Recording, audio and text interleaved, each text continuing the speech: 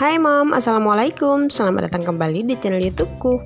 Video kali ini aku mau share cara membuat soto ceker.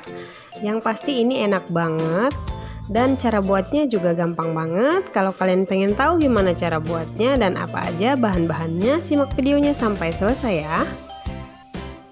Pertama-tama aku mau rebus dulu cekernya sampai matang, tambahin daun jeruk, daun salam. Setelah mendidih aku angkat dan kita tiriskan ya. Aku rebus cekernya selama 1 jam.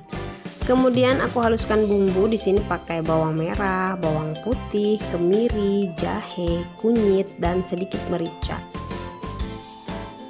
Kemudian tambahkan sedikit air supaya gampang ngeblendernya. Setelah itu langsung kita tumis di minyak yang sudah dipanaskan terlebih dahulu.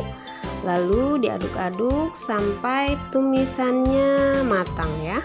Kemudian ditambahkan 1500 ml air. Kalau kalian pengen kuahnya agak banyak, silakan ditambahkan sesuai selera. Kemudian dimasukkan serai, daun salam, kemudian daun jeruk dan lengkuas yang sudah digeprek ya. Kemudian garam dan kaldu ayam secukupnya. Kemudian kita tunggu sampai kuahnya mendidih. Setelah mendidih seperti ini, kita masukkan ceker yang tadi sudah kita rebus dan masak lagi sampai mendidih. Jangan lupa sebelum diangkat dicicip-cicip dulu rasanya, disesuaikan dengan selera ya Mam. Nah, ini udah mendidih, aku akan matikan kompornya, kemudian aku akan sajikan. Sotonya siap disajikan dengan bihun, toge, kol, daun bawang seledri, dan bawang goreng. Tapi aku kelupaan pakai tomat nih Mam. Kalau kalian punya tomat di rumah, pakaiin tomat ya, pasti lebih segar deh jadinya. Kemudian ada tambahan lagi pakai jeruk limau. Di sini aku pakai jeruk limau ya, nggak ada jeruk limau, jadi pakai jeruk limau aja.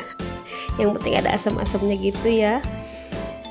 Oke, sampai di sini dulu videonya. Sampai ketemu lagi di videoku selanjutnya. Jangan lupa diklik tombol subscribe dan dinyalakan tanda loncengnya ya Mam ya. Wassalamualaikum warahmatullahi wabarakatuh.